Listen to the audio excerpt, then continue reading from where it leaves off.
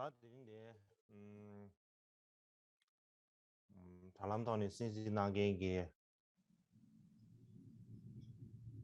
근데가게 레주디에 신이나 바당 Chciałbym najpierw wszystkich pozwolić, wszystkich, którzy słuchają tych nauk przez internet, wszystkich lamów i przyjaciół duchowych we wszystkich klasztorach męskich i żeńskich, wszystkich członków sangi, w szczególności wszystkie mniszki, które studiują w siedrach kadziu i wszystkich innych świeckich praktykujących, którzy oglądają te nauki w internecie. Chciałbym wszystkich pozdrowić.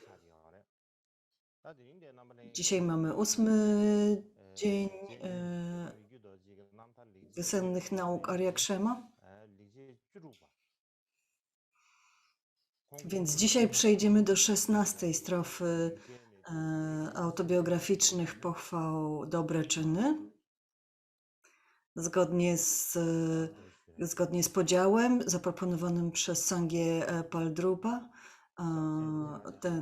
Jesteśmy teraz przy medytowaniu nad względną bodhicittą, która dzieli się na dwie części, na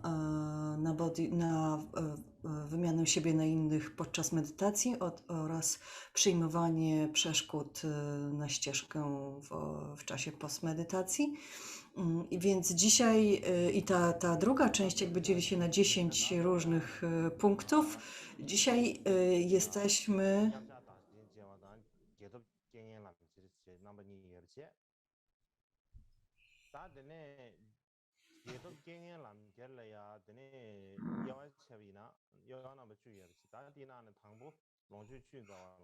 Więc wśród tych 10 jesteśmy obecnie przy szóstym, który mówi o przyjmowaniu na ścieżkę pożytku, szczęścia i dobrych intencji.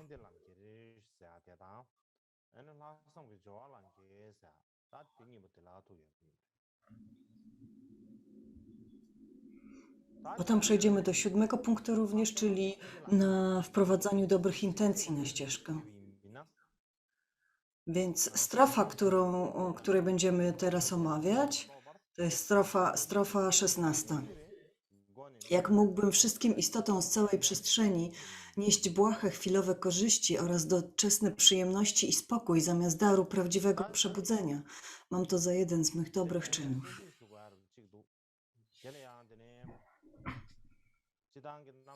Jedna rzecz muszę tutaj wyjaśnić.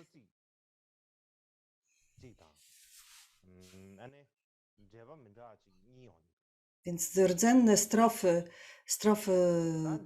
do tej pochwały posiadają dwa komentarze. Oba te komentarze wyszły spod pióra tego samego autora i one mają takie same tytuły i tego samego autora, ten sam tytuł, ale jedna pochodzi z biblioteki Drepung, a drugi nie wiem skąd, z Potali.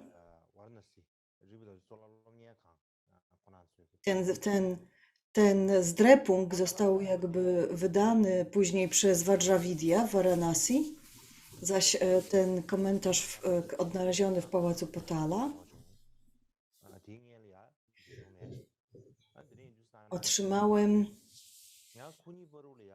otrzymałem podczas tych nauk w zeszłym roku.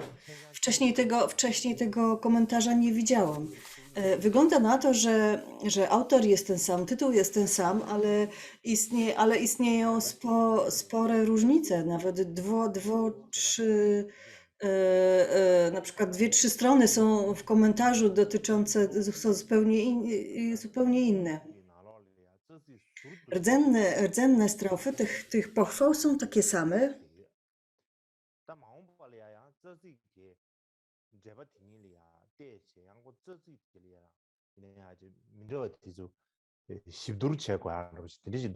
Więc w przyszłości myślę, że dobrze jest przestudiować te komentarze i porównać je ze sobą. Chciałam nadmienić właśnie tą całą sytuację jakby teraz wszystkim.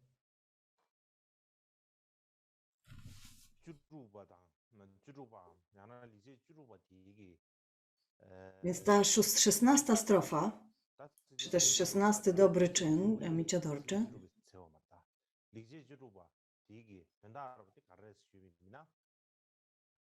jego głównym jakby punktem jest to, że ogólnie mówiąc,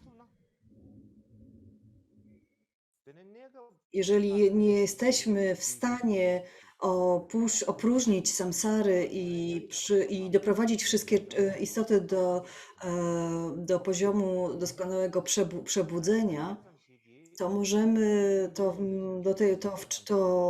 jeżeli nie jesteśmy tego w stanie uczynić, to zaczynamy jakby wypełniać takie tymczasowe życzenia istot, tymczasowe przyjemności i dobra,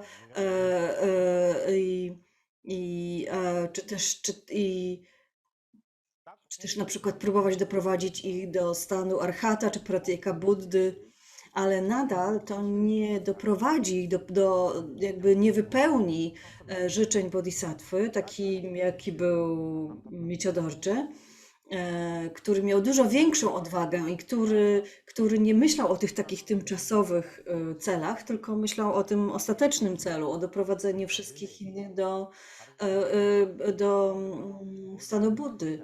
Micia Dorje mówi się, że miał odwagę równą Avalokiteshvarze. Na przykład na przykład w Kadampie mówi się, że Atisha nie chwalił ani Pratyeka Buddów, ani Arhatów. Dlaczego? Bo jeżeli będziemy ich wysoko cenić, wysoko chwalić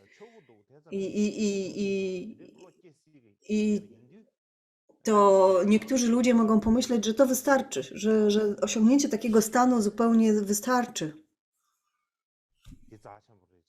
Dlatego Atisha nie wychwalał tych pośrednich stanów przebudzenia czy też wyzwolenia. Podobnie Micia Dorje, bez względu na to, jakie przyjemności, dobra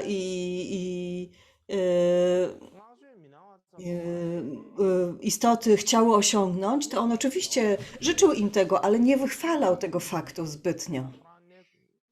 Nie, nawet jeżeli, ponieważ on uważał, że nawet ludzie, którym się dobrze powodzi, jakby wobec nich również trzeba rozwijać współczucie.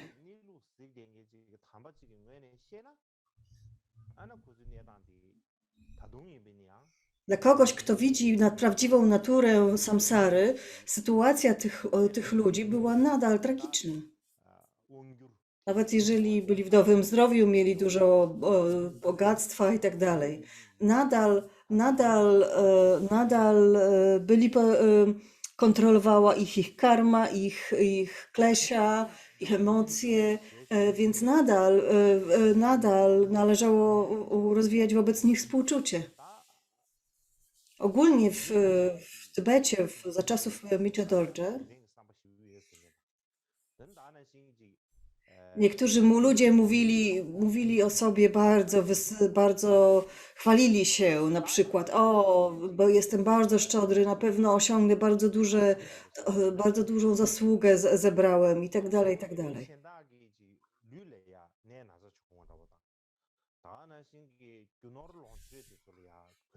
Ale to niestety, więc ci ludzie byli bardzo szczodrzy, faktycznie byli szczodrzy ludzie, którzy chronili ludzie przed utratą zdrowia, życia, którzy byli bardzo szczodrzy wobec nich. Na przykład wspomagali mnichów, mniszki, klasztory, ofiarowywali im ubrania, szaty i różne inne rzeczy.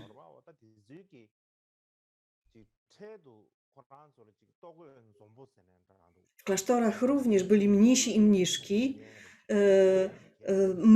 byli mnisi i mniszki, którzy myśleli tylko o tym, jak zapewnić sobie tymczasowe jakby dobra, czyli przez cały czas w zasadzie cokolwiek robili, przez cały czas jakby ich główną intencją i główną aktywnością było szukanie sponsorów. Najważniejsze było, żeby mieli co jeść, żeby mieli w co się ubrać.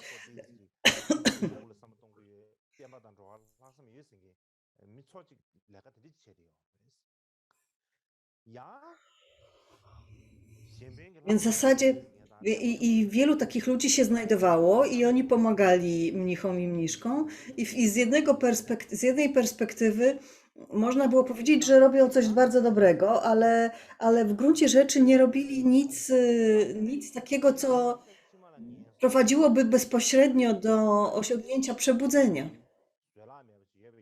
To była takie pośrednia zasługa, która pośrednio do tego prowadzi.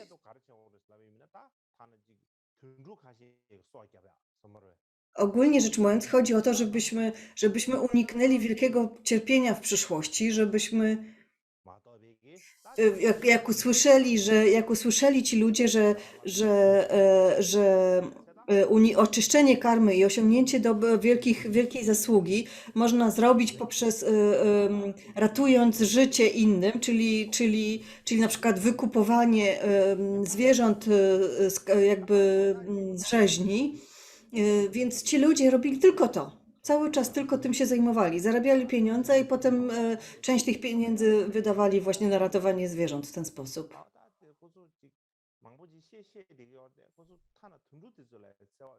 Mieli złe poglądy, nie mieli szacunku ogólnie do darmy, do lamów, ale ogólnie jedli mięso, pili krew zwierząt i tak dalej, ale z drugiej strony wykupywali zwierząt z rzeźni, żeby zapewnić sobie dobre odrodzenie w przyszłości. Jest tak jak kupowanie sobie czegoś na przyszłość. Tak naprawdę oni wcale nie byli zainteresowani wyzwoleniem, wcale nie byli zainteresowani przemianą swojego umysłu. Niektórzy ludzie bardzo boją się, tak, jakby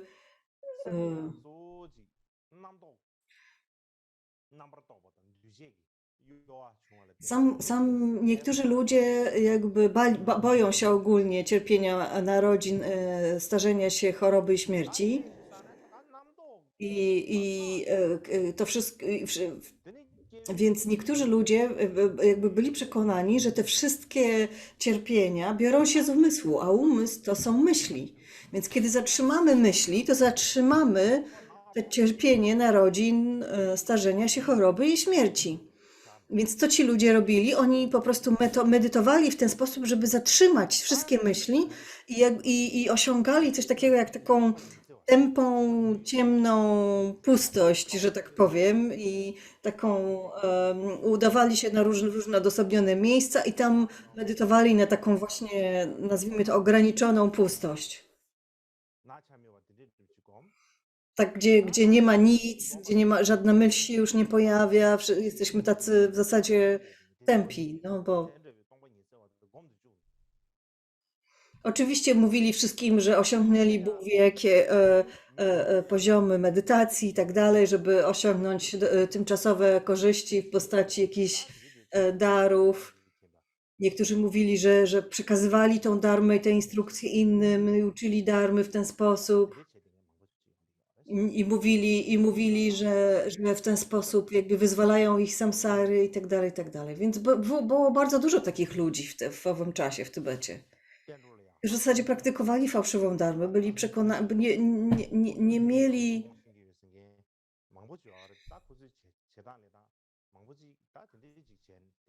Więc wielu ludzi mówiło, że ma czyste intencje, że chce osiągnąć, chce wyzwolić wszystkie istoty, ale tak naprawdę tego nie robili i być może nawet tego nie widzieli. Co Michiotorczy zaś robił?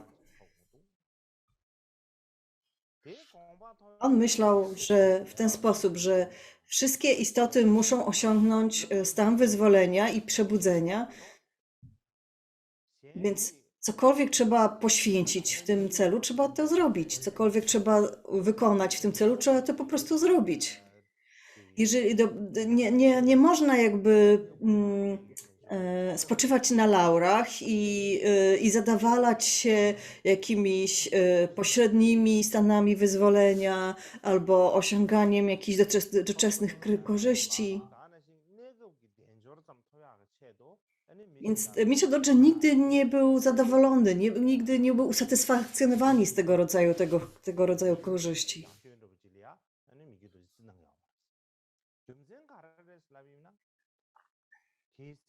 On po prostu, to nie znaczy, że takich korzyści nimi się nie cieszył albo ich nikomu nie życzył. On po prostu nie uważał ich za istotny. Bo bardzo łatwo się przywiązać do tego rodzaju przyjemności albo do tego rodzaju osiągnięć. I wtedy staje się to przeszkodą w osiągnięciu dalszych poziomów przebudzenia. Przeszkadza nam to w poruszaniu się dalej, w przekraczaniu dalszych poziomów ścieżki.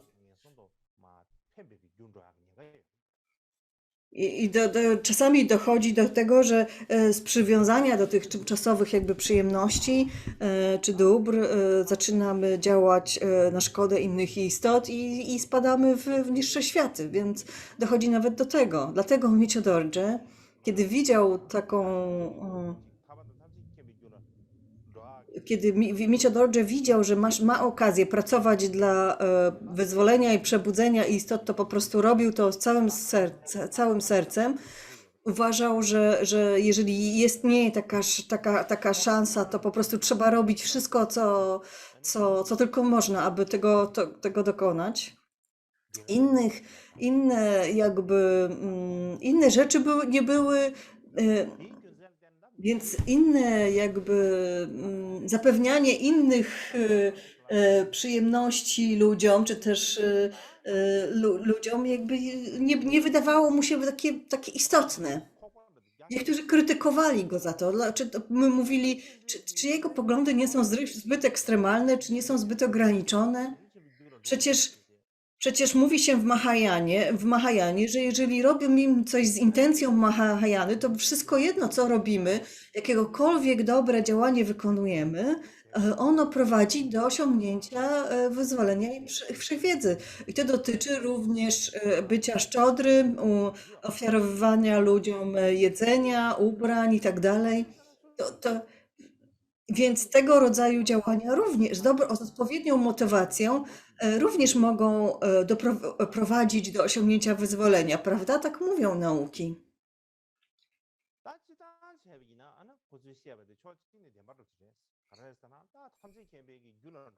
Więc z pewnego punktu widzenia, oczywiście to jest prawda, to co ci ludzie mówili. Każdy może, wszystko, więc można powiedzieć,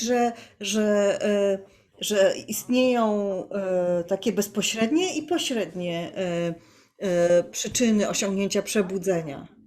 Więc tego rodzaju rzeczy, jakie teraz o jakich powiedziałem, są pośrednimi przyczynami osiągnięcia przebudzenia. Tak? To jest tak jakby pośrednia zasługa, która kiedyś dojrzeje w zasługę, która doprowadzi do przebudzenia.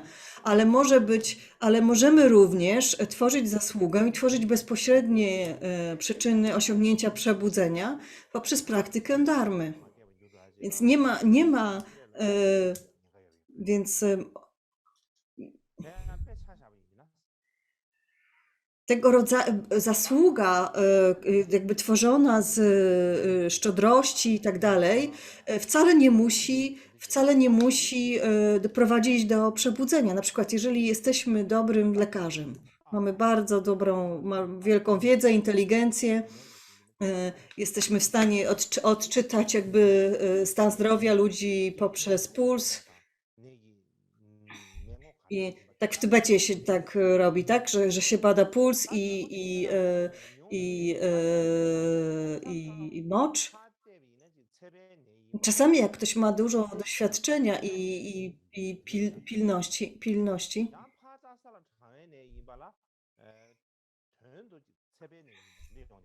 czasami ktoś ma, na przykład czasami ludzie mają gorączkę z powodu zimna, czasami z powodu gorąca. Kiedy ktoś ma gorączkę z powodu gorąca, to bardzo chcą pić, bardzo chce im się pić, szczególnie mają dużą ochotę na alkohol. Ale w gruncie rzeczy nie wolno im wtedy pić alkoholu. Nie powinni wtedy pić alkoholu. Więc niektórzy dają im alkohol, niektórzy czują do nich współczucie, widzą, że oni potrzebują czegoś takiego jak alkohol, że mają tego rodzaju pragnienie i dają im ten alkohol.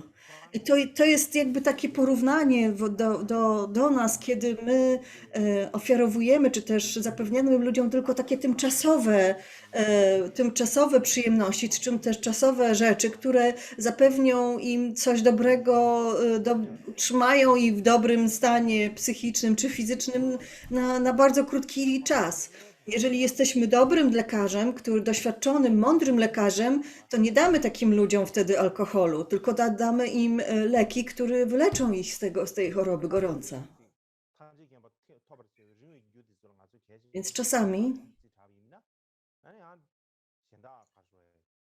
czasami tworzymy oczywiście też taką zasługę, która w odległej przyszłości dojrzeje i doprowadzi nas do osiągnięcia wyzwolenia.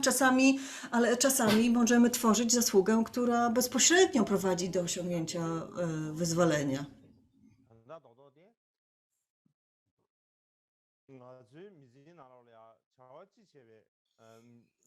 Ogólnie w naszym życiu,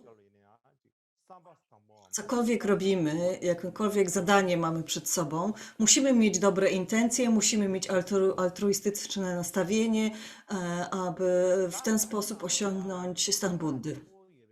Więc to jest oczywiście kluczowy punkt, tak? Wszyscy o tym wiemy. Ale musimy się dobrze zastanowić nad 3 rzeczami, kiedy to mówimy, kiedy o tym myślimy. Co to są czyste intencje? Co to jest altruistyczne nastawienie? Co to jest pożytek innych, nasz i innych? Gdyż jeżeli się dobrze nad tym zastanowimy, to jakby ochroni nas to przed tworzeniem tak zwanej pseudo-zasługi, czy też pseudo-dobra.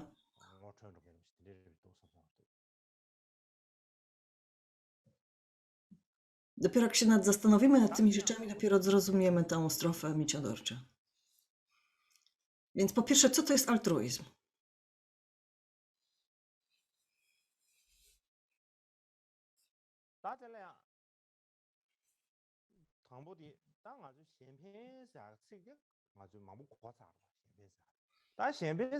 Więc oczywiście my znamy to słowo, tak? Każdy z nas je zna, je słyszał, używa. Ale czym jest tak naprawdę altruizm? Więc generalnie altruistyczna postawa to jest taka postawa, w której myślimy, co mogą zrobić, by innym było lepiej. Co dobrego mogę zrobić dla innych, tak? Więc to jest mniej więcej altruizm. Ale to prowadzi do dalszych pytań. Bo co to znaczy lepiej dla innych? Co to znaczy, co jest dobre dla innych? Najpierw trzeba zrozumieć to.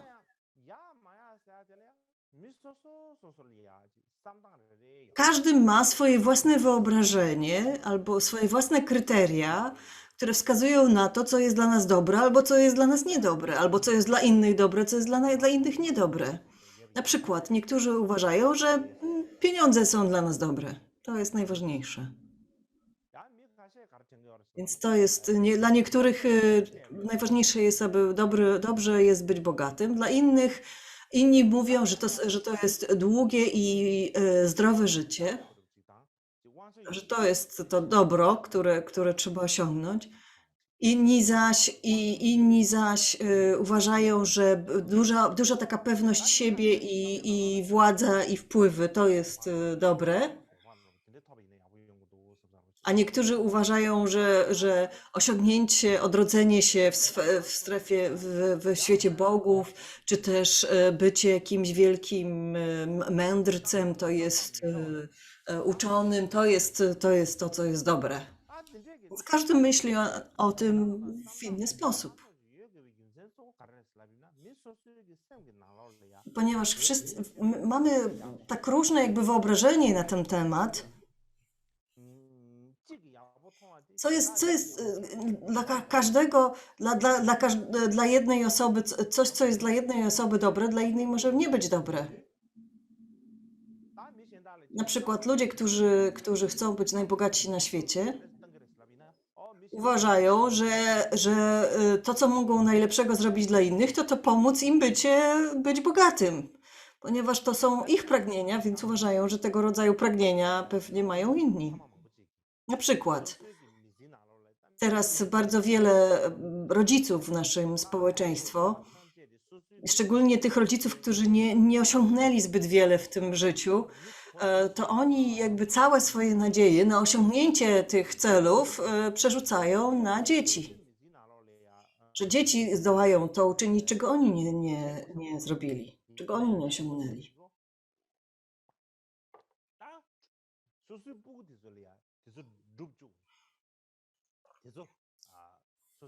Więc są takie rzeczy, które oni chcieli zrobić, ale których nie byli w stanie jakby dokonać, więc mają nadzieję, że to zrobią to ich dzieci. I jakby pchają, jakby zachęcają dzieci do tego, żeby się podjęli tych wysiłków. Z perspektywy dzieci to jest jakby duża presja. Rodzice mają wobec nich wielkie oczekiwania, wielkie nadzieje. I to jakby sprawia, że mają że odczuwają dużą presję po prostu ze strony rodziców. Ale problem polega na tym, że rodzice uważają, że ich sposób myślenia jest najlepszy, że ich wybory są najlepsze, że ich poczucie, co jest dobre, a co złe, dla nich jest najlepsze. I nie zwracają uwagi na to, co myślą albo co czują dzieci tak naprawdę. To powoduje wielkie takie jakby animozje pomiędzy rodzicami a dziećmi. Dlatego. Więc co jest najlepsze dla innych, co jest dobre dla innych, to nie jest takie proste, jakby się wydawało.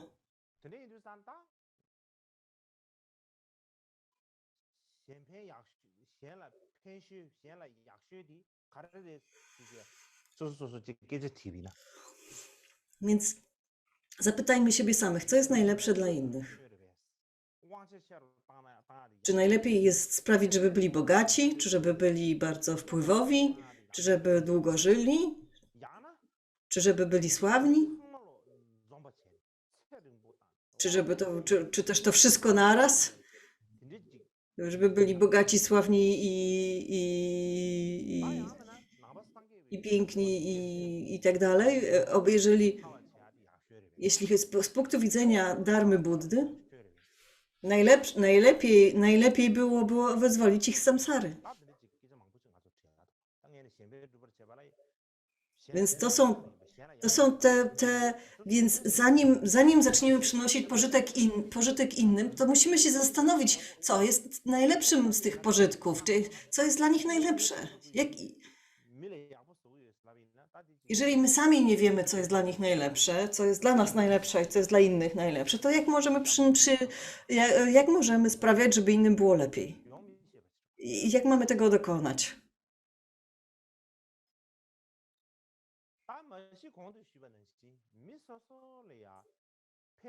Tak jak powiedziałem wcześniej, ludzie mają wiele różnych wyobrażeń, wiele różnych jakby idei na temat tego, co jest dobre dla siebie, dla nas i dla innych.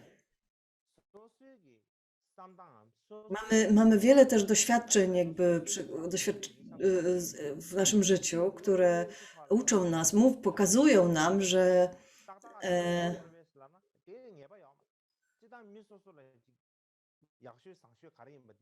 że nasze oczekiwania i nasze wyobrażenia nie zawsze jakby odpowiadają oczekiwaniom myśli i innych ludzi.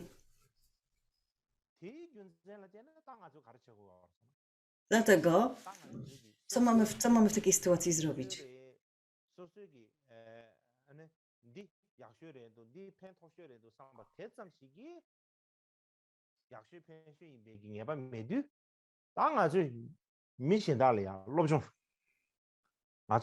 Nie ma znaczenia, co my myślimy, że jest najlepsze, więc musimy jakby połknąć swoją dumę i porozmawiać z z tą drugą osobą. Musimy z nią porozmawiać.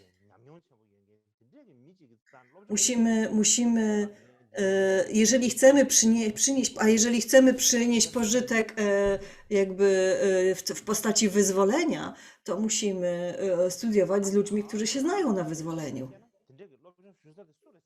Musimy pytać ich o radę.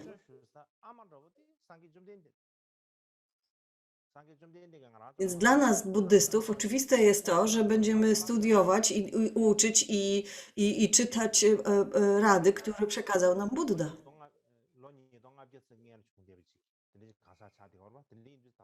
Ale Bhagavan Buddha oczywiście żył 2,5 tysiąca lat temu, mniej więcej. Nie możemy pójść do niego i zapytać zadać żadnych pytań. Nie możemy studiować razem z nim bezpośrednio.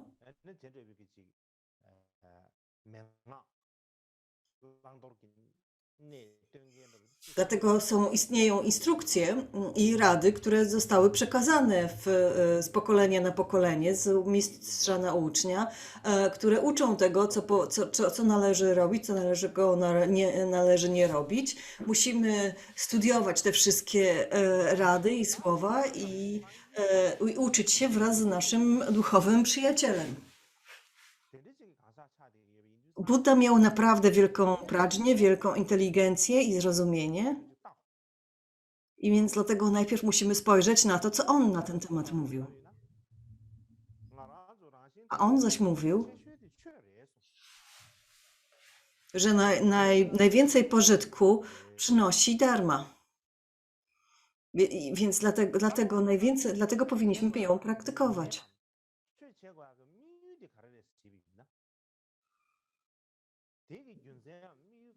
Więc po co praktykujemy dharmę? W jakim celu praktykujemy dharmę?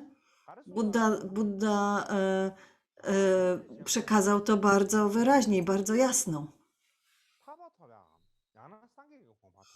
Powodem, czy też celem praktykowania dharmy jest osiągnięcie wyzwolenia i osiągnięcie stanu Buddy.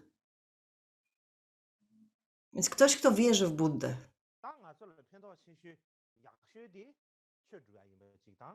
musi wierzyć, że najlepszą rzeczą, jaką można zrobić, jest praktykowanie dharmy. A praktykowanie dharmy powinniśmy robić z intencją osiągnięcia wyzwolenia i stanu Buddy. To jest bardzo jasne, prawda? Więc zarówno dla nas, jak i dla innych musimy rozpoznać, że najwięcej pożytku przynosi praktyka dharmy, która pozwala na osiągnięcie wyzwolenia i musimy mieć taką pewność w sobie co do tego. Ostatecznym celem jest osiągnięcie wyzwolenia i stanu Buddy.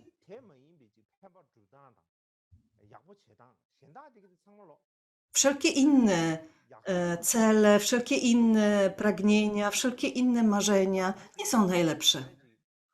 I spełnianie ich nie jest najlepszym sposobem na pomaganie innym.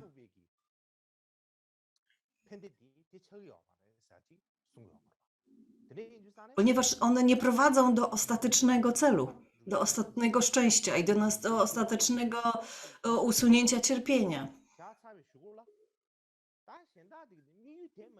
Dlatego dla bodhisattvów jakby głównym celem do osiągnięcia jest osiągnięcie stanu Buddy. Oczywiście istnieją inne rzeczy, tak, po drodze. I oczywiście możemy się w nie angażować, powinniśmy się angażować, ale musimy pamiętać, że one nie są najważniejsze. Najważniejszą, jedna rzecz tylko, jedna rzecz jest tylko najważniejsza. Nie może być dwóch rzeczy najważniejszych, jest jedna tylko najważniejsza rzecz. Jeden najważniejszy cel. I musimy dobrze to rozumieć, czym jest altruizm i jak go najlepiej rozumieć. Więc prawdziwym altruizmem z punktu widzenia buddyzmu jest praktyka dharmy. Po to byśmy mogli innych doprowadzić do osiągnięcia przebudzenia.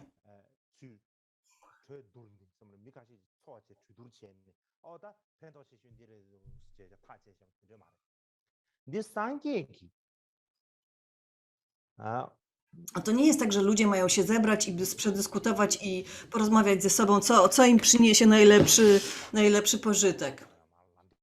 Buddha znał naturę świata, znał naturę istot i on już nam przekazał całą swoją radę i kierunek.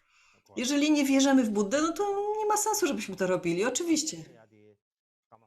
Nie musimy wtedy jakby słuchać, jakby polegać na jego wskazaniom, na jego radach. Ale jeżeli jesteśmy buddystami i wierzymy w Buddę, to powinniśmy to robić. Teraz będzie 30 minut przerwy.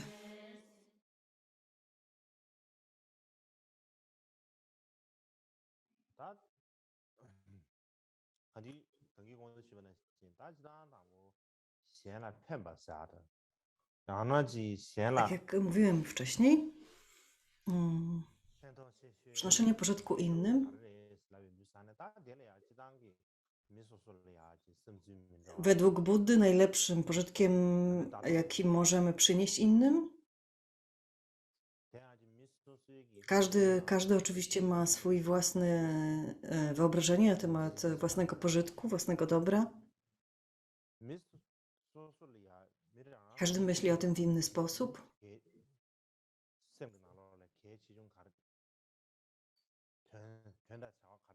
Więc to, co ludzie uważają za najważniejsze,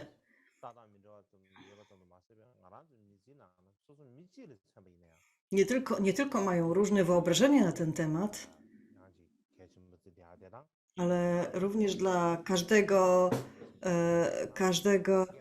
każdego człowieka inne rzeczy są ważne, kiedy jest młody, później inne, kiedy się starzeje, kiedy jest zupełnie stary, to wtedy inne rzeczy są dla nas ważne i są dla nas dobre. Więc te wszystkie rzeczy się zmieniają, prawda? Podobnie, kiedy nie mamy pieniędzy, to marzymy o tym, żeby być bogatym.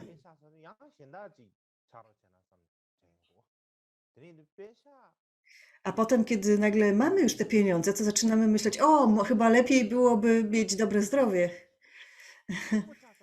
Więc samo posiadanie pieniędzy nie spełnia tych naszych marzeń. Więc kiedy już mamy pieniądze, to myślimy, że jest coś innego, coś ważniejszego niż pieniądze, tak? Więc co to pokazuje?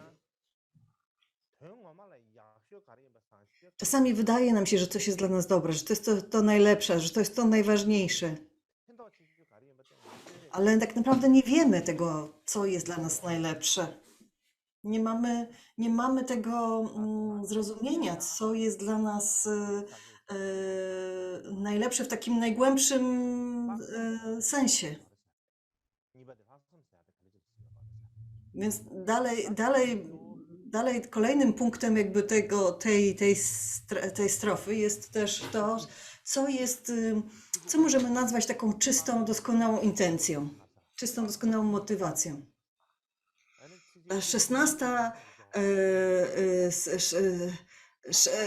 Ta 16 strofa dotyczy intencji, zaś 17 działania na podstawie tych intencji, w oparciu o te intencje.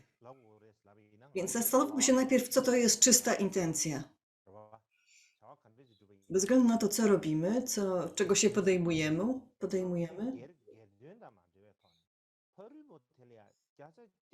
nie powinniśmy myśleć o swoim własnym pożytku, powinniśmy w 100% myśleć o tym, co przyniesie pożytek innym. Czy to będzie dla nich dobre? Co mogę zrobić, żeby pomóc tej osobie?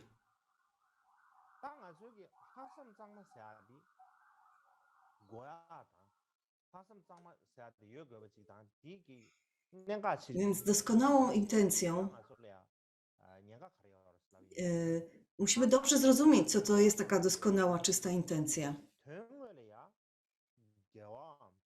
Czasami coś z zewnątrz wydaje się właściwe i słuszne i pożyteczne, ale tak naprawdę nie wiadomo, czy to jest prawdziwie dobre działanie. Dlatego musimy zawsze rozumieć intencje, zawsze musimy rozumieć motywację i rozumieć też to, co jest tak zwaną czystą, doskonałą motywacją. Na przykład.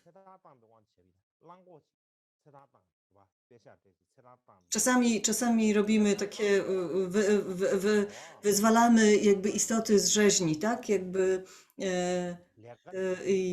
i chcemy na przykład, i wykupujemy na przykład woła z rzeźni. I możemy się zastanowić, czy to jest działanie przynoszące zasługę, czy nie.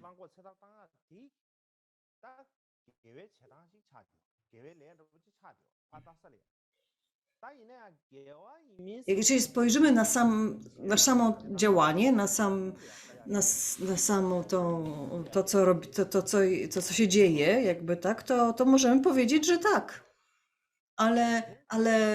Ale fakty, czy dane działanie przynosi zasługę, nie opiera się na to, jak to wygląda z zewnątrz.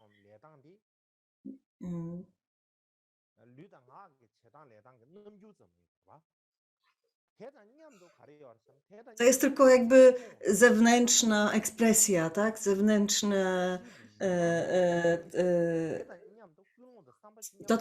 To, co jest ważne, jest również wewnętrzna intencja, wewnętrzna motywacja tej osoby.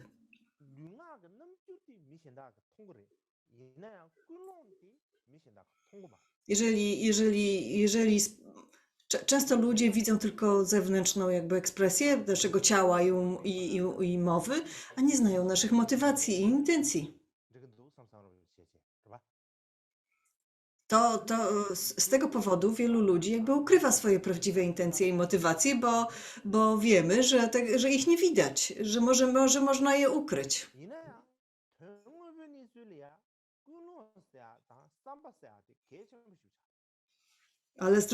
Ale też z drugiej strony wiemy, że motywacja jest najważniejsza.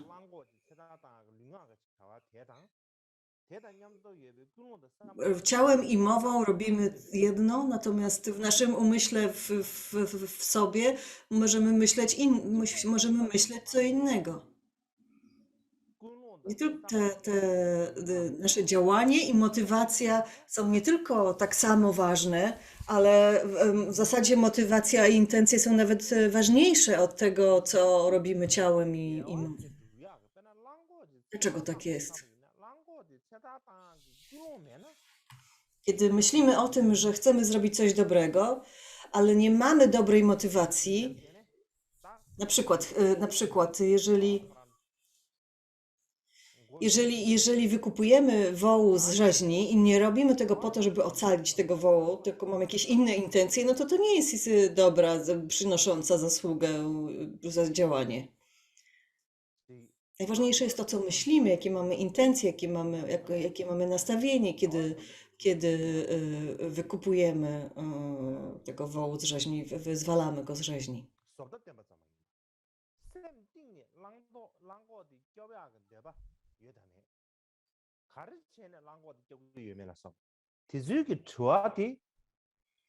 Dlaczego chcemy wyzwolić, dlaczego chcemy uwolnić tego wołu? Dlaczego chcemy go wykupić? To są najważniejsze pytania. Tylko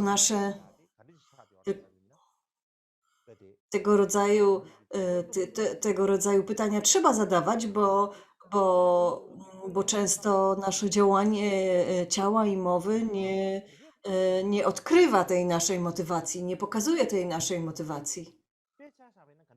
Ciało i mowa są tylko narzędziami, które nasz umysł wykorzystuje.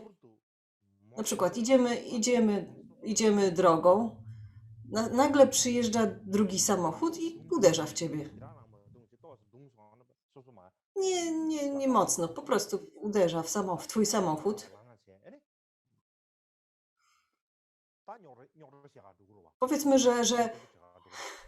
Powiedzmy, że lekko tylko cię drasnął, upadłeś, wstałeś i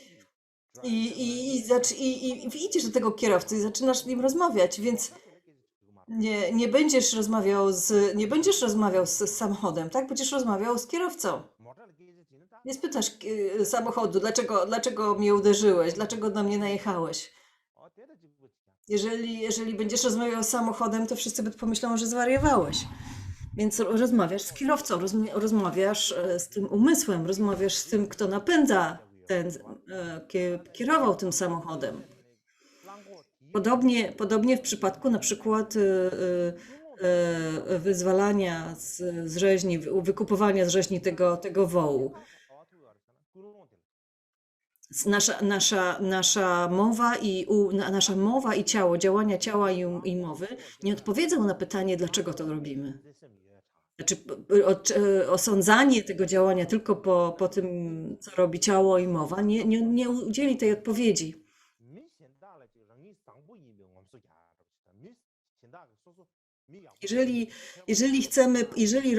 Ważne jest to, czy robimy to po to, żeby uratować życie temu wołu, to jest jedna motywacja, ale może być też taka motywacja, że chcemy pokazać światu, że jacy to jesteśmy wspaniali i jakimi dobrymi praktykującymi jesteśmy. Chcemy się po prostu popisać.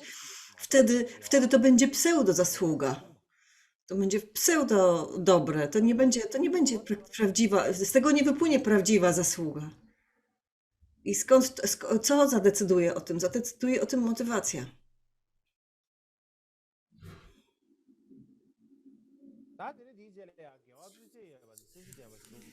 Więc i teraz przechodzimy do trzeciego punktu, że musimy robić rzeczy, które są dobre i które są jakościowo dobre, które trzymają się pewnego standardu jakości.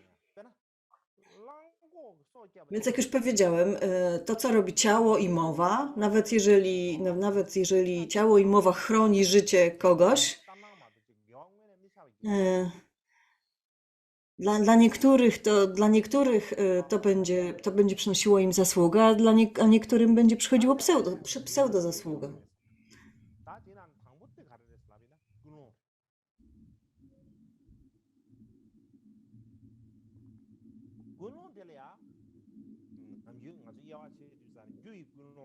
Kiedy mówimy o motywacji, to są jakby dwa rodzaje motywacji. Taka motywacja przyczynowa, jakby pierwotna, podstawowa i motywacja taka natychmiastowa, chwilowa. Więc motywacja podstawowa, ta przyczynowa, to jest nasz cel. Tak? Jakby zanim podejmiemy się czegoś, myślimy, chcemy osiągnąć to i to, chcemy doprowadzić do tego i tego. Natomiast ta chwilowa zasługa to jest ta motywacja, te myśli, które nam towarzyszą, kiedy dokonujemy tej czynności. Więc ta podstawowa, więc mamy te dwie rodzaje jakby motywacji. I one decydują o tym, jak bardzo angażujemy się w to działanie i jaką jakość ma to nasze działanie. Kiedy mówimy o jakości działania, to z jednej perspektywy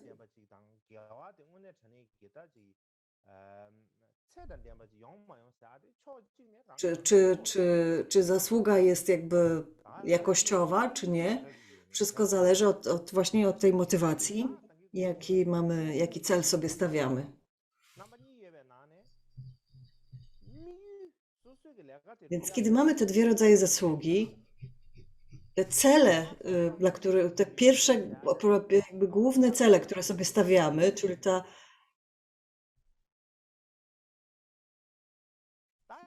jakby główna zasługa jest oczywiście ważniejsza. Musimy najpierw znać cel, musimy znać jakby główny cel, musimy być bardzo, on musi być bardzo jasno określony.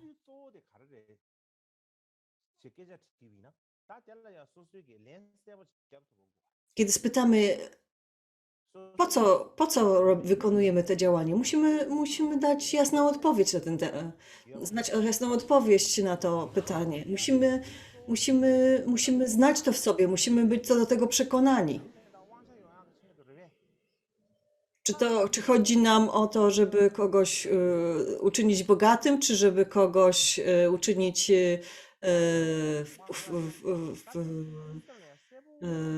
wpływowym, czy też chcemy go doprowadzić do przebudzenia. Musi to być bardzo jasne w naszym umyśle, musi to być bardzo jasno określone.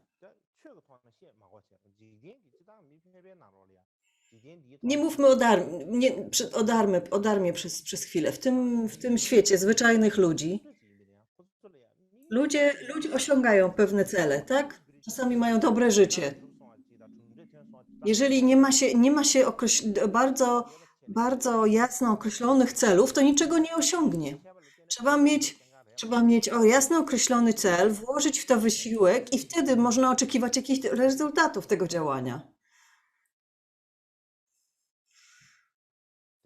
Nie osiągniemy niczego, jeżeli po prostu będziemy tak lawirować i nie będziemy wiedzieli, o co nam w ogóle chodzi.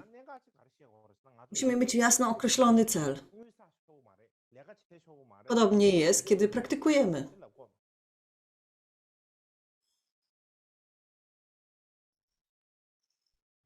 To nie znaczy oczywiście, że jako praktykujący dharmę nie możemy zarabiać pieniędzy. Jesteśmy ludźmi, musimy mieć gdzie mieszkać, musimy mieć co na siebie włożyć, co jeść i tak dalej. To nie da się tego robić, nie da się żyć bez pieniędzy. Oczywiście, że musimy mieć jakieś pieniądze, musimy je zarabiać, ale to powinien być tylko jakiś jeden drugorzędny aspekt naszej aktywności. To nie może być jakby wszystko, co robimy w tym życiu. To nie może być nasz jedyny cel. Przecież nie możemy żyć nie możemy całego życia spędzać na zarabianiu pieniędzy. Jak możemy mieć wtedy wartościowe, jakościowe życie? Niektórzy myślą, że znaczeniem, sensem życia jest zarabianie pieniędzy. To jest bardzo ignorancka podstawa. Z perspektywy praktykujących dharmę jest wiele rzeczy, które musimy zrobić. Ale nasz ostateczny cel jest jeden: osiągnięcie stanu Buddy.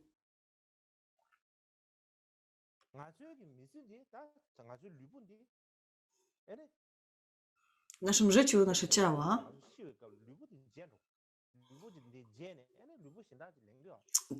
kiedy umieramy, nasze ciało umiera, tak? Ale nasze ciało możemy wymienić na inne, natomiast nie możemy wymienić naszej świadomości. Ona cały czas trwa, przechodzi z życia na życie.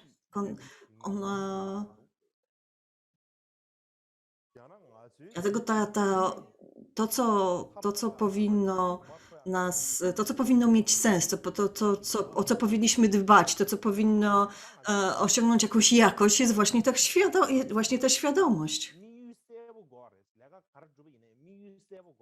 Dlatego musimy mieć jasne cele, co chcemy zrobić, co chcemy osiągnąć.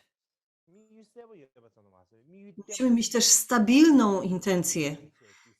Nie o to chodzi tylko, żeby ta nasza intencja była jasna i dobrze wyrażona. Ona powinna być też stabilna. Nie możemy jej zmieniać z dnia na dzień. Czasami raz myślimy, że zarabianie pieniędzy jest ważne, później myślimy, że praktyka dharmy jest ważna. W ten sposób nie osiągniemy stanu Buddy. Musimy mieć jasny, określony i stabilny cel.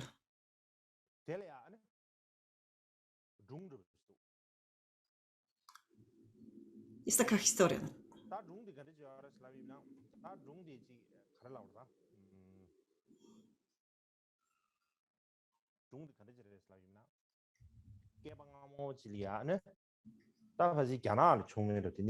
Że kiedyś, to chyba było w Chinach, to się wydarzyło chyba w Chinach. Był taki mistrz Zen w Chinach. Więc jest ten mistrz Zen i miał kilku uczniów. W tamtych czasach w Chinach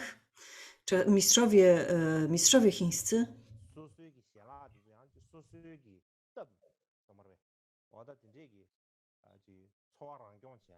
sami przyrządzali sobie pożywienie.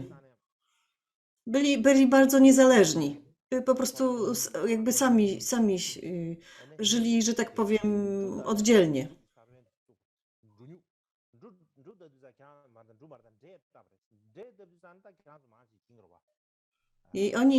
I oni sadzili ryż. Ci z was, którzy mieszkają w Indiach i w Nepalu, to wiedzą, jak się sadzi ryż. Trzeba posadzić każdy zalążek jakby indywidualnie. I trzeba je sadzić w bardzo taki prosty sposób, w takich liniach.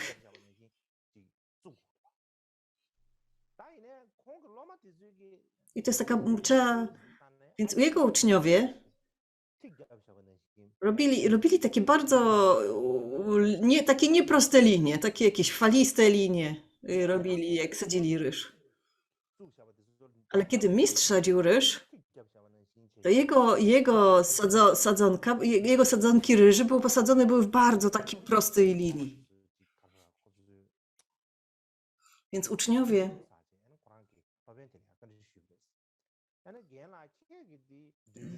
zaczęli się zastanawiać nad tym.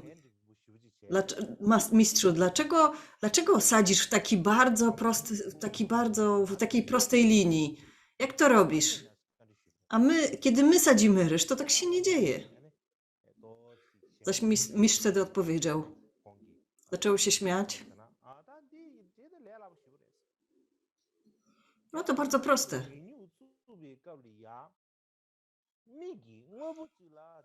Kiedy sadzimy ryż, sadzonki ryżu, to patrzymy na jedną rzecz i skupiamy się na tym jednym oddalonym punkcie w oddali i cały czas jakby używamy tego jednego punktu jako taki punkt odniesienia wobec tej linii, wobec tego kierunku sadzenia. Więc mamy cel, cały czas mamy cel, który jakby tworzy nam taką równą, prostą linię. Więc zaczynamy w tym miejscu, mamy skończyć w tamtym miejscu i w ten sposób tworzy się bardzo prosta linia. Uczniowie na to odpowiedzieli, okej. Nadal sadzili swój ryż. Problem polegał na tym, najpierw ich linia była taka pofalowana, a teraz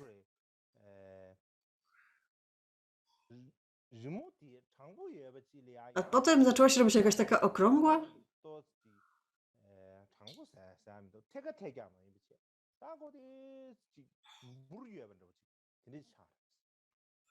Powiedzmy, że była taka zagięta. Nie była prosta, tylko taka zagięta, po prostu jak włók.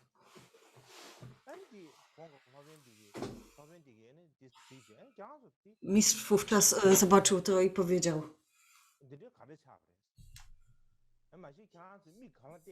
jak wy to robicie? Na czym się skupiacie? Co było waszym punktem odniesienia? A na co uczniowie odpowiedzieli? Powiedziałeś, że potrzeba wyznaczyć cel i zacząć sadzić w tym kierunku i tak dalej. Więc tam był, więc tam był wół. Patrzyliśmy na tego woła, a ten wół się przemieszczał. Więc myśmy jakby mieszczali się razem z tym wołem. Więc mistrz odpowiedział im: nie rozumiecie. Nic nie rozumiecie. Przecież, przecież wół będzie się zawsze przemieszczał, będzie szedł w tym kierunku lub w tamtym kierunku. Nie możecie, nie możecie, wół nie może być waszym punktem odniesienia, waszym celem. Więc oczywiście to był taki bardzo niestabilny punkt odniesienia, który się cały czas ruszał i wobec czego ich linia była taka pofalowana i wygięta.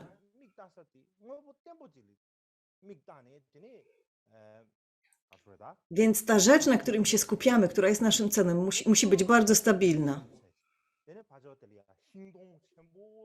I dopiero wtedy jakby zrozumieli, więc wybrali wielkie drzewo. Spojrzeli na te wielkie drzewo, zaczęli sadzić ryż i w końcu ich jakby sadzonki były zasadzone w prostej linii. Podobnie jest z nami. Nasz cel musi być bardzo stabilny, musi być bardzo jasny, ale nie tylko jasny, musi być stabilny i nieporuszony, niezmienny. Czasami robimy coś dobrego, czasami coś niedobrego. Tak nie może być. Nie możemy się tak wahać z prawa na lewo.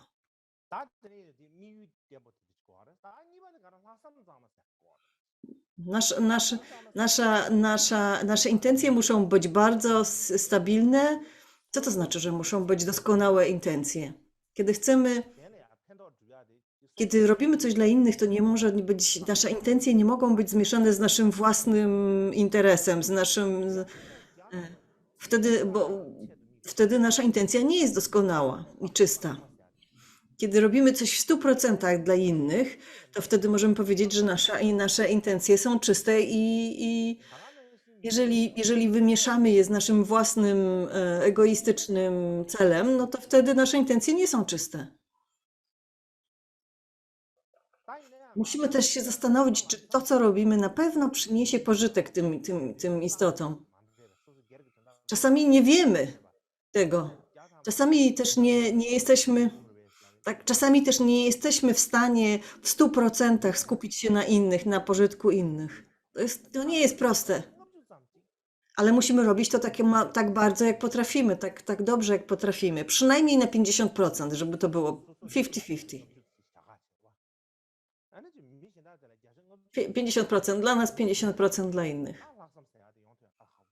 Jeżeli nie jesteśmy w stanie tego zrobić, to bardzo trudno jest rozwinąć doskonałą motywację. Bo to wymaga jakby takiego myślenia, że inni są ważniejsi od nas, są lepsi od nas, są bardziej warci od nas.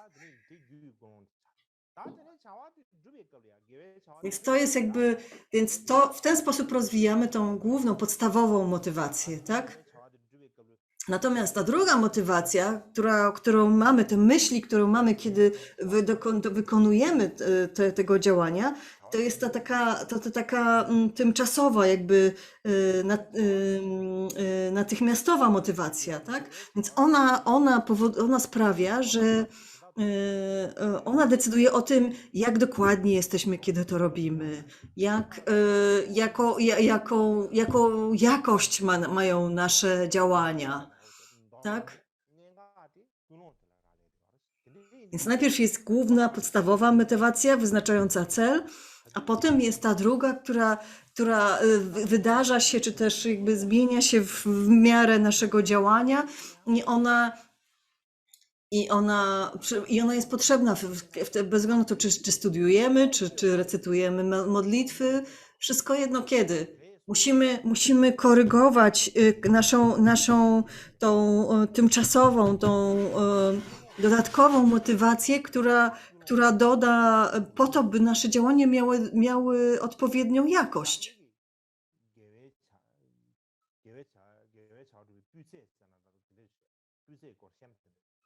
Tutaj chodzi o jakość tego, co robimy.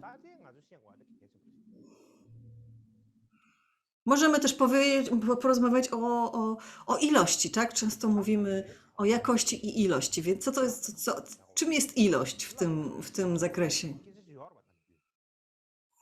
Więc jak wielkie nasze działanie musi być, żeby przynosiło zasługę? Czy mamy to robić często, czy też ma być to jakiś wielki czyn? Na przykład ktoś będzie wykupywał istoty z rzeźni codziennie. Niektórzy mogą myśleć, zrobię to codziennie, nie ominie ani jednego dnia do śmierci, będę to codziennie to robił. Ale czy to przyniesie większą zasługę? Nie jesteśmy w stanie tego powiedzieć. Bo wszystko sprowadza się zasługa sprowadza się do motywacji, znowu do motywacji. Nie chodzi o to, co robimy na zewnątrz.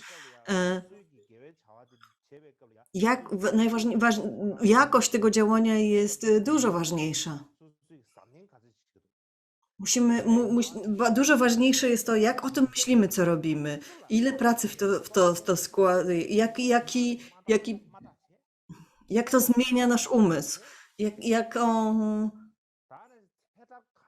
jeżeli po prostu będziemy mechanicznie robić jakieś dobre działanie, takie jak wykupowanie zwierząt z rzeźni, to nic nie da. Możemy robić tego bardzo dużo i bardzo często, ale to nie znaczy, że przyniesie nam to jakąś olbrzymią zasługę.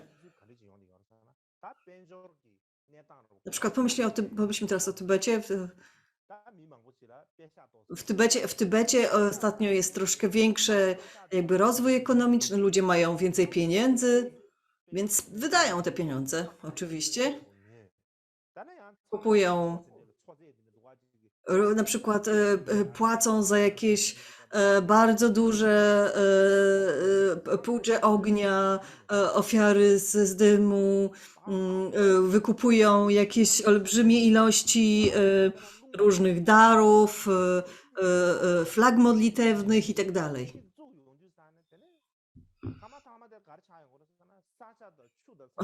Potem, jak już powieszą te wszystkie flagi modlitewne, to cała woda i całe powietrze i te wszystkie ofiary z dymu, to całe powietrze jest zanieczyszczone, cała woda jest zanieczyszczona, wszystkie drzewa są obwieszczone jakimiś tymi flagami. Bardzo często zdarza się, że zwierzęta się ranią, że to przeszkadza w życiu zwierząt ogólnie. I ile z tego jest w porządku? Więc nasi przodkowie nie robili takich wielkich rzeczy tylko dlatego, że nie mieli pieniędzy? Nie, chyba to nie było tak. Najważniejsze jest to, w co wierzymy. Musimy mieć czystą wiarę, czystą intencję, i jakby zwracać większą uwagę na jakość tego, co robimy, a nie na ilość. Nie na to, żeby to nasze działanie było wielkie i było bardzo, żebyśmy wydali na to bardzo dużo pieniędzy. Wydajemy dużo pieniędzy, ale mamy mniej wiary, mniej czystej motywacji. Chodzi nam tylko o to, żeby to wyglądało na jakieś duże, wielkie, imponujące działanie. Czy to zmienia nasze umysły? Ciężko powiedzieć.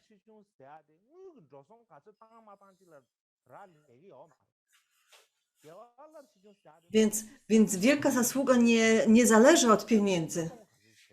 Zależy bardziej od naszego mentalnego nastawienia, od naszego psychicznego wysiłku. Od tego zależy, czy my jesteśmy szczodrzy. Nie od tego, ile wydajemy pieniędzy.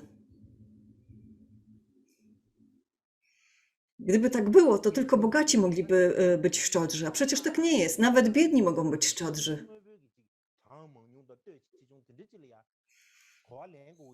Więc gromadzenie zasługi nie zależy.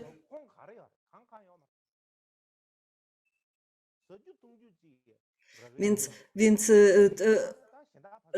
Buddha po 6 latach jakby różnych praktyk wyrzeczenia usiadł pod drzewem, gromadził i później usiadł pod drzewem i osiągnął przebudzenie. Więc jak on, wykonując te wszystkie praktyki wyrzeczenia, co on zgromadził? Gdyby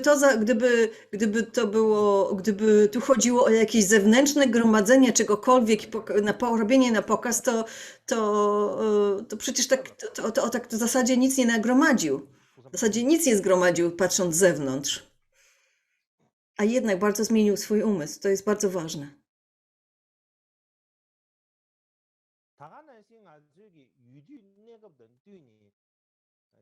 Podobnie.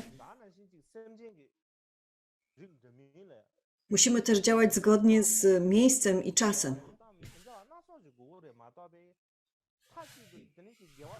Musimy mieć różne narzędzia, różne rodzaje działań odpowiednie dla różnych istot.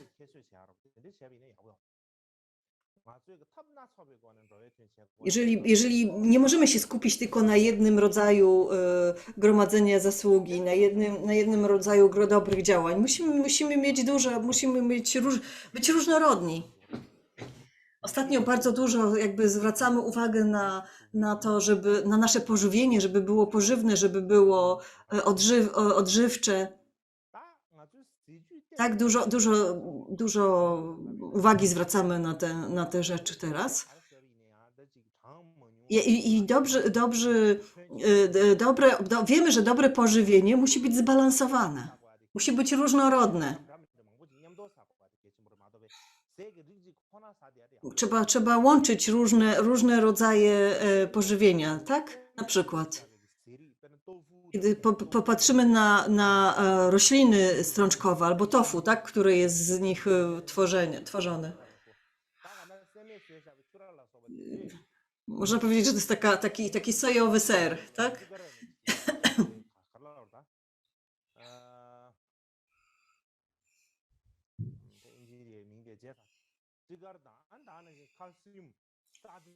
One są dobrym źródłem białka, dobrym źródłem wapna, witamin i są bardzo dobre oczywiście, prawda? Ale fakt, że są, ale nie oznacza to, że mamy jeść tylko i wyłącznie rośliny strączkowe. Gdybyśmy jedli tylko rośliny strączkowe, to wdałby nam się reumatyzm albo podagra i różne inne choroby. Więc nasza dieta musi się składać musi być bardzo urozmaicona. Nie możemy skupić się na jednym rodzaju pożywienia, gdyż to może sprawić, że się rozchorujemy. Podobnie, kiedy robimy coś dobrego, przynosimy pożytek innym, to nie możemy się specjalizować tylko w jednym rodzaju dobrych działań. Musimy rozszerzać, być bardzo różnorodni w swoim działaniu.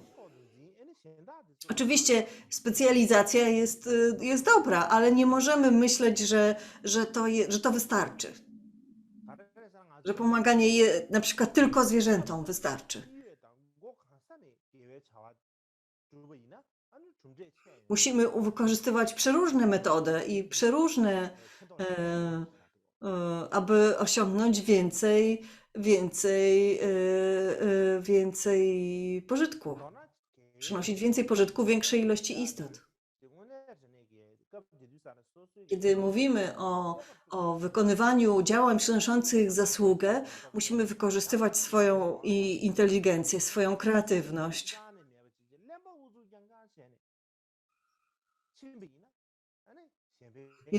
Jeżeli nie będziemy zmieniać tych swoich metod, to po prostu będziemy tak uparcie drążyć jedną rzecz, to niewiele osiągniemy.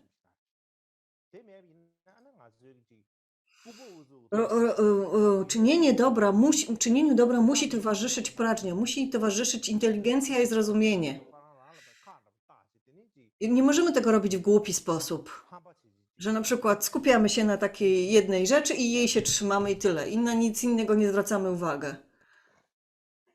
To jest kolejna ważna rzecz, na którą trzeba zwracać uwagę.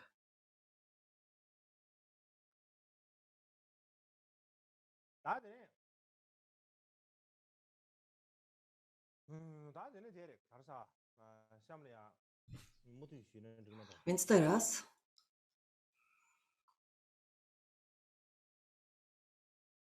przechodzimy dalej do strofy 17.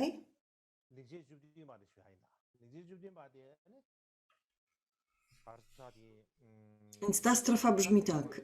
Zdobycie przebudzenia, a więc ona jakby skupia się na tym, jak na dobrych intencjach i jak wprowadzać na ścieżkę tę dobrą intencję. Zdobycie przebudzenia dla dobra własnego i innych wymaga porzucania braku wiary w siebie, rozpaczy, niepewności i znużenia oraz uzbrojenia się w niespożytą pilność. Jakże przeto mógłbym w tym życiu być niestałym w praktyce. Mam to za jeden z mych dobrych czynów.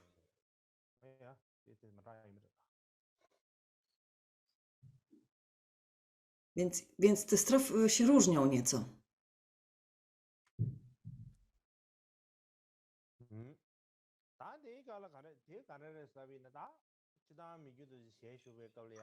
Ta strofa mówi o tym, że Michio Dorje, że jakby za jego życia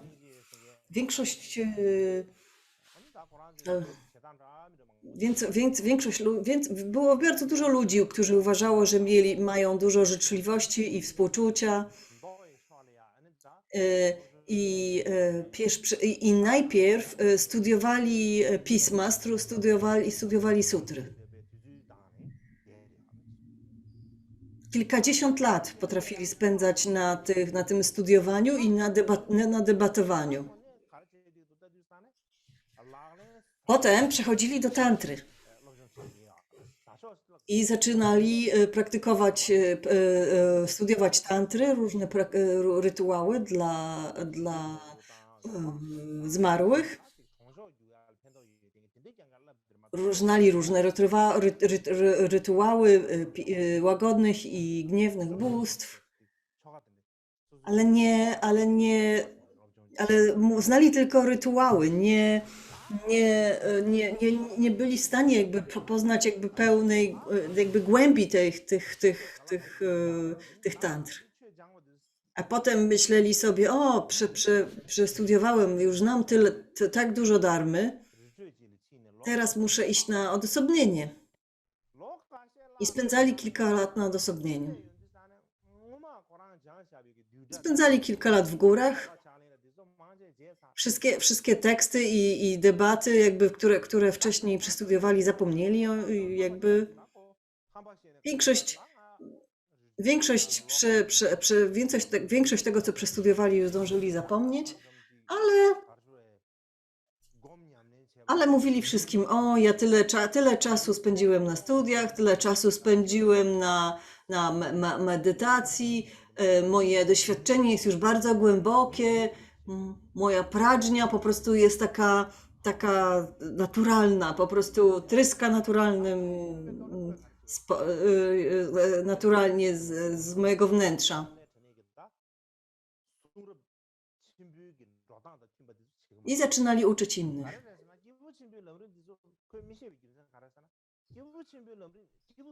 Ale uczyli innych, kiedy uczymy innych i kiedy czytamy o 3 rodzajach jakby praktykujących, tak? To są bardzo jasne nauki, dotyczące tego, jak ci różni praktykujący, co powinni podjąć, jak powinni praktykować. Natomiast taki praktykujący, który przeszedł tą całą drogę, to często potrafił powiedzieć, to jest tylko takie umowne stwierdzenie. Jak praktykujesz dharmę, to wystarczy, że będziesz miał takie dogłębne, ustne instrukcje. To wystarczy. Musisz tylko poznać naturę wszystkiego i to wystarczy. Nie musisz studiować tych wszystkich rzeczy. To jest tylko to nie jest ważne. I tacy lamowie często osiągali bardzo wielką sławę i mieli dużo uczniów i wielu było takich ludzi, którzy tak działali. A niektórzy zaś myśleli sobie, o, to wszystko, te wszystkie rzeczy to jest to jest za dużo pracy dla mnie. Nie mam zamiaru spędzać tak dużo lat na tym studiowaniu, uczeniu się i tak dalej, i tak dalej.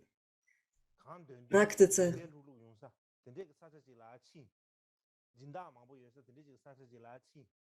Więc skupiali się na tych tak zwanych kluczowych instrukcjach, ustnych przekazach.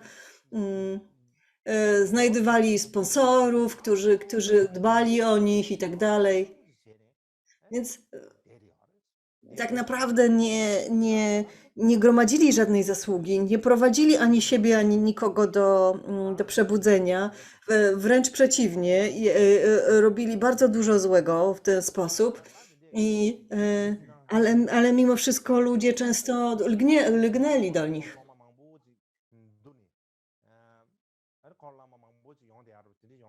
Mieli bardzo dużo uczniów, bardzo często. Więc kiedy Micio Dorje na to wszystko patrzył, to było mu ich bardzo szkoda. Miał bardzo do współczucia dla nich.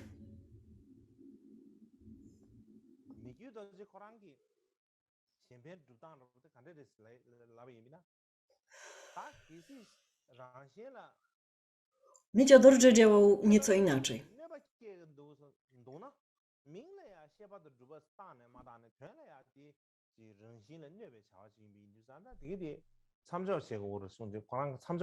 On po prostu widział, że czasami, że lepiej w ogóle nic nie robić, niż robić coś, co myli ludzi, co ogłupia ludzi, coś, co nie prowadzi donikąd. Więc to były kolejne taka pseudozasługa, którą potępiał Micio Dorje w gruncie rzeczy. Micio Dorje mówił, że w gruncie rzeczy najlepiej jest nieść innym bezpośrednią pomoc. Gdy nie jest to możliwe, trzeba się skupić na niesieniu pośredniej pomocy, nie szkodząc przy tym nikomu. I jak się da propagować dharmę, słuchać dharmy, kontemplować dharmę, medytować nad nią, wspierać sangę, klasztory, budować stupy i posągi. Wtedy wszystkie intencje i działania staną się przyczynkiem wielkiego przebudzenia. Przynajmniej taką możemy mieć nadzieję. Jeśli zaś nie posiadasz takich intencji skupionej na pożytku istot, albo masz ją, lecz mimo wszystko im szkodzisz, całe twoje słuchanie, przemyśliwanie i medytacja oraz pozorne gromadzenie zasługi nie prowadzą do stanu Buddy. Ani ciebie, ani nikogo. To, co nazywasz przynoszeniem pożytkiem innym, tak naprawdę przynoszą innym szkodę, więc powinieneś ich po prostu zaprzestać. Więc tak jakby Micio Dorje zwracał się do takich pseudonauczycieli.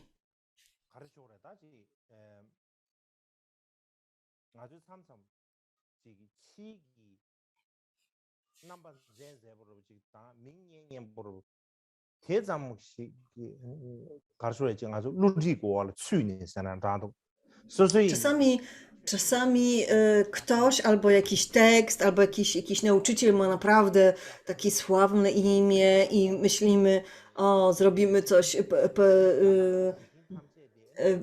albo jakieś działanie wydaje się takie bardzo imponujące, więc chcemy się pokazać innym, że w coś takiego się angażujemy, ale musimy naprawdę zwracać uwagę na nasze intencje, naszą prawdziwą, głęboką motywację. Jeżeli chcemy praktykować dharmę i jeżeli musimy zwracać uwagę na to, czy właściwie ją praktykujemy. Musimy siebie samych pytać, czy jestem faktycznie praktykującym dharmę. Po co ja to wszystko robię? Inaczej po prostu ogłupiamy się z siebie samych. Siebie samych okłamujemy.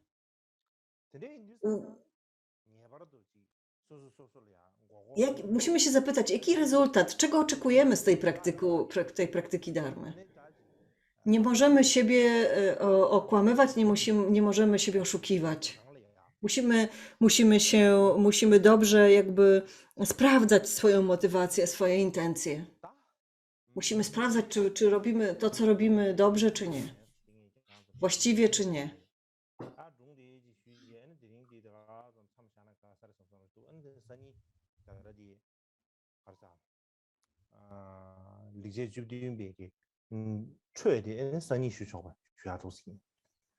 Więc jutro będę kontynuował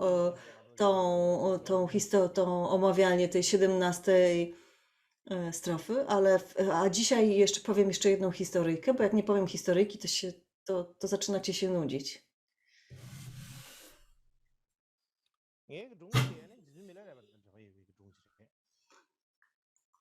To jest historia o Milarepie.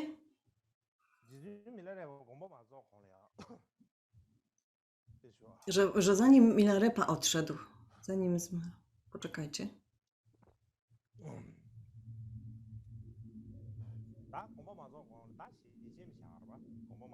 Więc zanim Milarepa jakby zostawił taki testament po sobie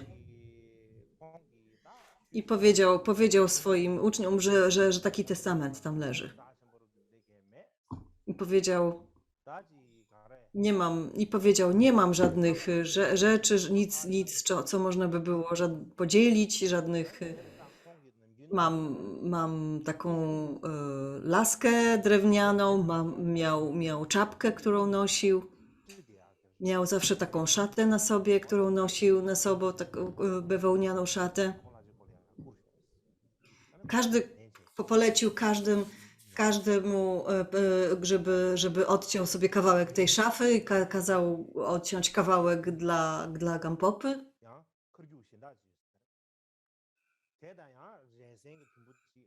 Miał drugi taki drewniany kij i miał też trochę ryżu i kazał podzielić też kawałek, ten ryż na równe części dla swoich uczniów. Więc tak naprawdę można pociąć jego zen na kawałki, to wszystko. Nic. To nie jest tak jak teraz, że można napisać, o, ten komputer daje temu, a tamten komputer daje tamtemu. Nie. Milarepa nie miał takich rzeczy. Miał tylko zen, który nosił, który można było pociąć i rozdać wszystkim.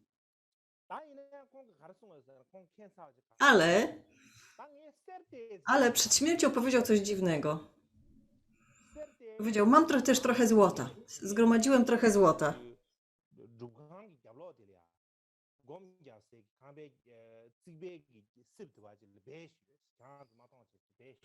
I schowałem to złoto za ścianą w mojej jaskini medytacyjnej. Możecie pójść tam, wydobyć to złoto i podzielić między sobą. Więc uczniowie zaczęli się zastanawiać, o co chodzi, skąd Milarepa miał złoto, ale skoro tak mówi, to chyba ma jakieś złoto. Skąd on może mieć złoto?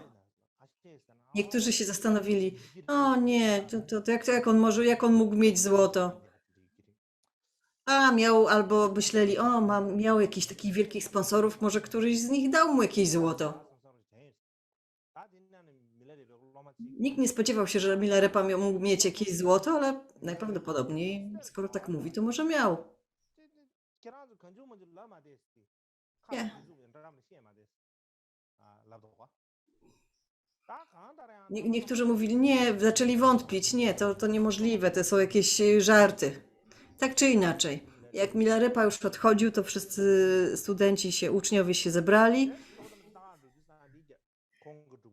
I jak on odszedł, to zaczęli szukać tego złota. Poszli do tej jaskini i faktycznie znaleźli jakąś torebkę w ścianie jaskini. Więc to było jakieś takie zawiniątko, tak? Wyciągnęli je, otworzyli. Nie było złota.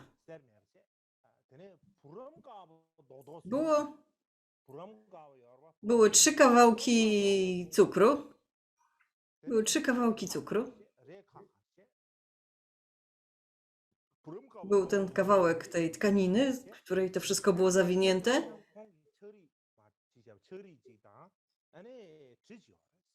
I był też taki nożyk mały i list.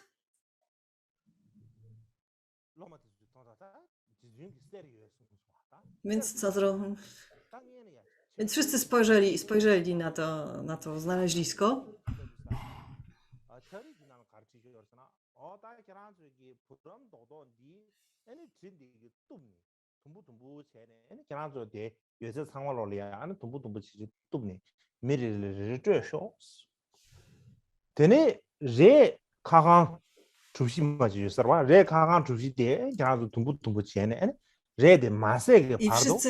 I tam wszyscy nie wiedzieli, co z tym zrobić, więc zaczęli czytać ten list. I Milarepa na tym liście napisał, że jeżeli myślicie, że ja mógłbym mieć jakieś złoto, to bardzo się mylicie. Tu macie, to teraz zjedzcie to gówno i możecie sobie pokroić sobie ten cukier i go zjeść.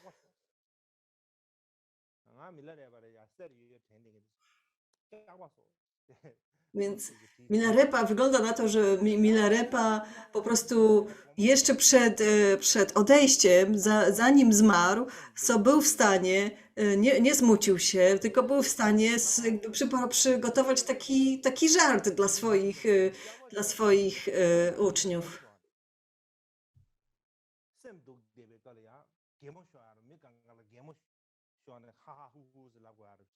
I wszyscy zaczęli się oczywiście śmiać, jak to wszystko przeczytali. Przeczytali ten list, zobaczyli ten cukier, wszyscy się zaczęli śmiać, ha, ha, ha.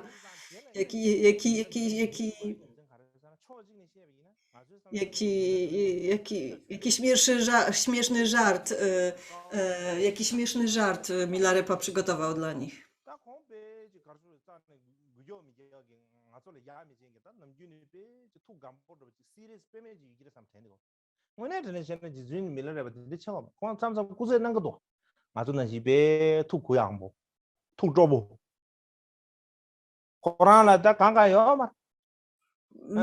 Milarepa w zasadzie nie był takim poważnym człowiekiem. Był bardzo zrelaksowany, bardzo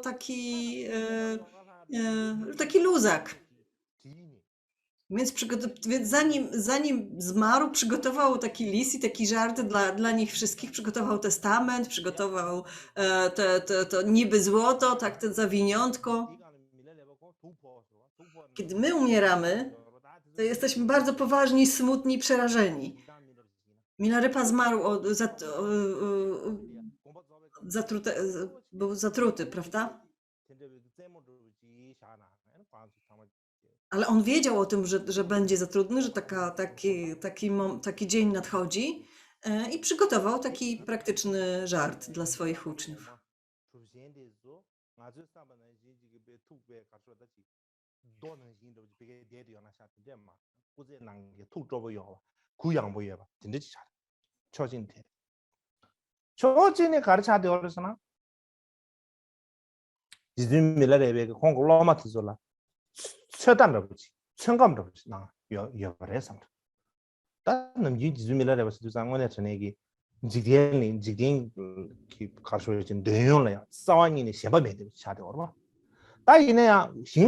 Przepraszam, teraz nie dociera do nas dźwięk, nie rozumiem.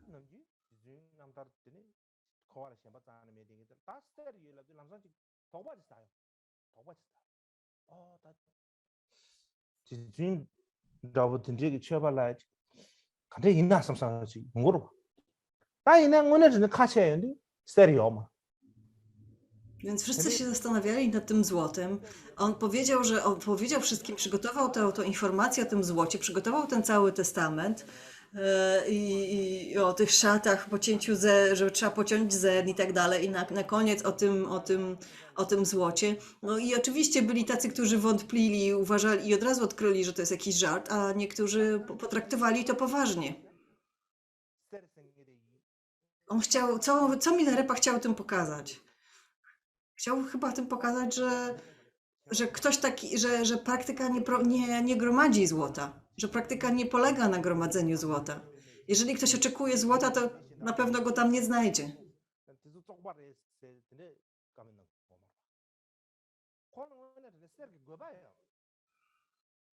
Niektórzy bardzo mieli wielkie oczekiwania co do złota, a potem się okazało, że żadnego złota nie ma.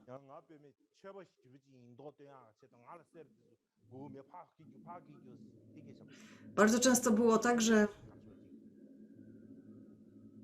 kiedy ktoś przynosił Milarepie złoto, to on w ogóle tego nie chciał. Powiedział, bierz to ode mnie, tak to w ogóle tego nie chcę, co ja mam z tym zrobić?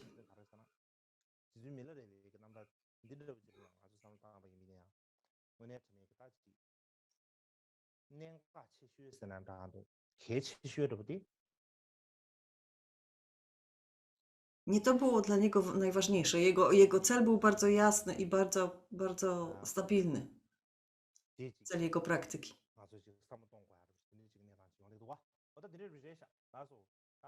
I nad tym musimy się zawsze zastanawiać, o tym zawsze musimy pamiętać. Teraz kończymy. Będziemy kontynuowali omawianie tej 17 strofy jutro.